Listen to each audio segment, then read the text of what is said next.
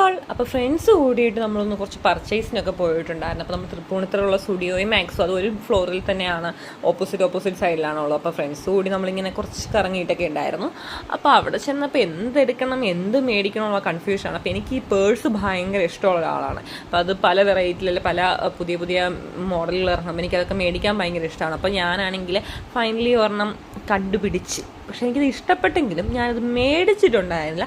അതിൻ്റെ റീസൺ എന്താണെന്ന് വെച്ച് കഴിഞ്ഞാൽ വളരെ സിമ്പിളാണ്. ഇത്രയും കാശ് കൊടുത്ത് ആ പേഴ്സ് മേടിച്ചാൽ എനിക്ക് മുതലാവില്ല, അവിടെ ഞാൻ മേടിച്ചിട്ടുണ്ടായിരുന്നില്ല. അത് കഴിഞ്ഞ് ഞാൻ കുറച്ച് ഡ്രസ്സും കാര്യങ്ങളൊക്കെ നോക്കിയിട്ടുണ്ടായിരുന്നു, പക്ഷെ അതും മേടിച്ചിട്ടില്ല.